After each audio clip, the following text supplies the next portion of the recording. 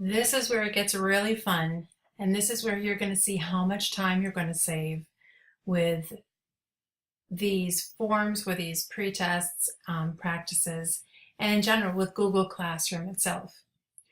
If you have a Google Chrome account, which I think most teachers do at this point, then you automatically have Google Classroom, whether you realize it or not.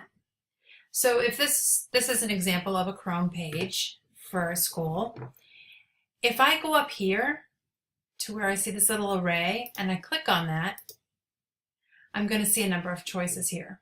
Now you'll see right away Google Classroom, the icon is right here, and I can click on that. Very often though, you won't see it there right away. You might have to, in fact, you're probably going to have to click on More and it will show below. It will give you that choice. But as I use it a lot, mine is up top. So I'll click Classroom. And here I'll have a view of my different classes. And you can archive these so that you only see certain ones year to year. If this is your first time using Google Classroom, you'll want to go up to here to create or join a class. I'm going to create a class, although later we'll come back to this and you'll see that your kids, when they go to their Google Chrome Drive, and they click on Google Classroom, they're going to click on Join Class, and that's how they're going to join the classroom you're about to create. So I'll click Create Class, and I'm going to call it Fabulous. I'll call it Fabulous in Fourth. It usually takes a few seconds.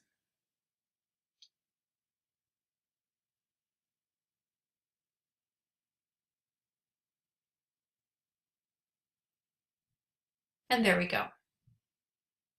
This is my main page for this classroom. And usually you will see 3 columns here. You'll see Stream, Classwork, and People. You'll see some sort of background here, which you can easily change. You can select a theme. So if I want, I don't know, candy on there, I can do that. I can just do a pattern. Anything I want. So you can play around with that to your heart's content. You can even upload a photo if you want, although it usually only does part of your photo. So for example, if I was going to upload a photo here, this is what I'm going to see. All right. So I would only be able to do part of it.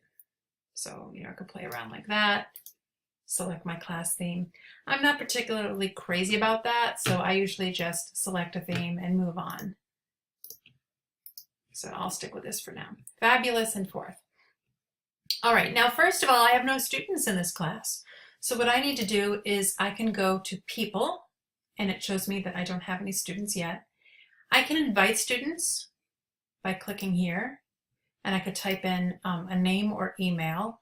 Your system may work with that. I don't tend to do that. Our students don't have emails, so I don't do emails with the students. And you'll see right here there's a code, which is very, very teeny tiny. It's going to be hard for the students to see. So let me show you a better trick. If you go up here to that wagon wheel thing, that's your settings. And if I click on that, I'll see right down here, class code. There's that particular class code. Now I can display that so that my students, when they go to their Google Chrome and then click on Google Classroom and it says join a class, this is the code they'll enter to join that particular class. And if I want, I can even make this bigger so that they can really see it. So this is great. You can put it if you have a, I'm blanking on the word. You know what I'm talking about, a screen up there. You can put it on your screen and they can just copy it, and then you'll have all your students in your classroom. It's pretty quick. All right, let's go back. We have classwork and we have stream. Now, I've been noticing, and I'm not sure why this happens, but there are, depending on some sort of thing, if you click on this plus, in some classrooms, you can create an assignment. But here, for some reason here, I can't. So I click on classwork and I can create an assignment like that. All right. We'll come back to that in a minute. If we go to my other classes, like this is the one I'm using for my class this year, for some reason there's two here, Stream and People. But if I click on the plus sign, you'll see I can create an assignment here.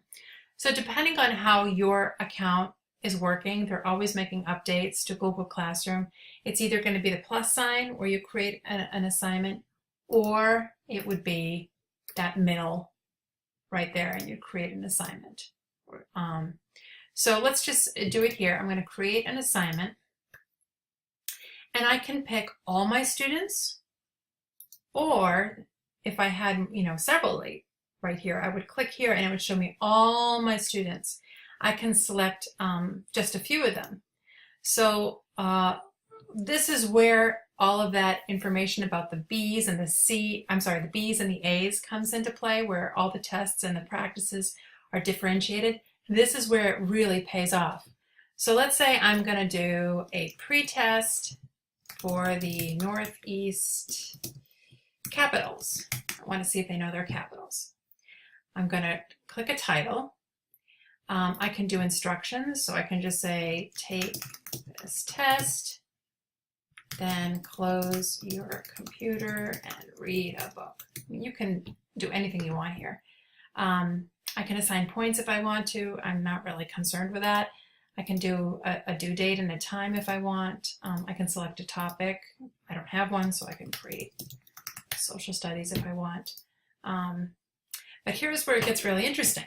So here you'll see you can attach something like a document, or this is our Google Drive icon. I can pull something from my Google Drive.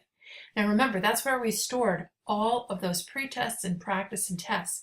So I can pull something from there. We're going to come right back to that. You can also do a YouTube video, or you could make a link to another site. So maybe you're going to have them read something on a particular site, like National Geographic Kids. You want them to go to a particular page. You could bring them to a particular video. There's so much you can do here. But for right now, we're talking about these pre-tests and tests. And this one was pre-test for the Northeast Capitals. So I'm going to go here, and I'm going to go to my drive. I'm going to go to, here we are. And this is where I stored my particular things. So here's my Northeast. I've got capitals, capital only, and there's my pre-tests. And let's say with the majority of the class, I want to do multiple choice. I just want to get it done real quick. Pick multiple choice, and then all I need to do is assign it.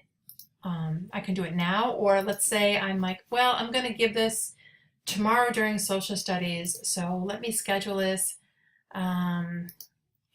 whatever. Maybe you're going to do it Monday at 8 a.m.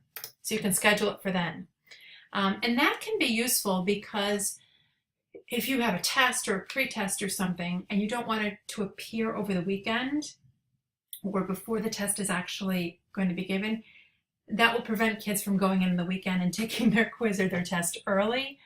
I don't think they're going to do that, but that is a way to prevent that from happening.